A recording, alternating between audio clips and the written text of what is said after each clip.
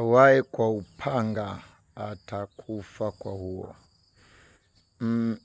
Baadhi ya watu ambao naweza kuwa na mamlaka mbalimbali na kazi mbalimbali ambazo mnaamini kwamba kuua ni sehemu ya kukamilisha majukumu yako. Ni watu ambao huwa mnajidhania mko salama au huwa mnajiona mko salama kwa sababu kuna sheria zinawalinda, ama kuna katiba inawalinda, ama kuna watu wanawalinda. Na ni kwa sababu hiyo mnakuwa mna uhuru mkubwa wa kufanya chochote kwa yeyote, ikiwemo hata mimi ninayeongea. Lakini ukweli ni kwamba usalama wako mwisho wake sio hao unaodhani kwamba kuna mwenye cheo kwa pamoja na mimi, kuna mkubwa fulani uko na mimi. Ukweli ni kwamba hata awe pamoja na wewe, saa yoyote mambo yanaweza kageuka.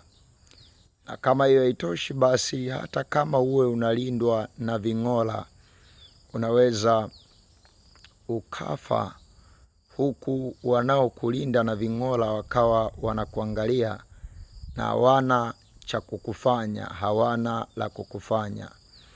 Mwanadamu ni vema ufahamu kwamba uhai wa mwanadamu una thamani kuliko chochote.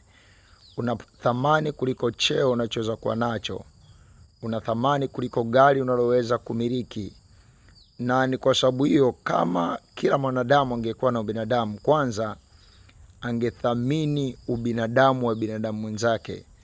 Kwanza angeangalia kwamba hivi ninavyoishi ni kwa kiwango gani binadamu mwenzangu anakuwa salama. Maagizo ninayotoa, maagizo ninayotekeleza, watu wanaonisikiliza wanakuwa wanafanya mambo ambayo yanakuwa salama au yanamweka mwanadamu mwingine salama kiwango gani.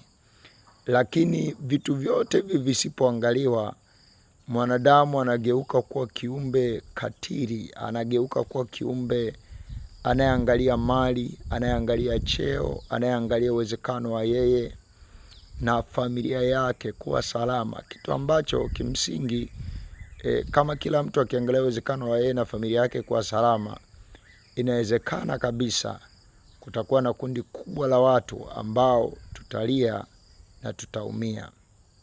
Wanadamu na ubinadamu una thamani kuliko chochote. Awaye kwa upanga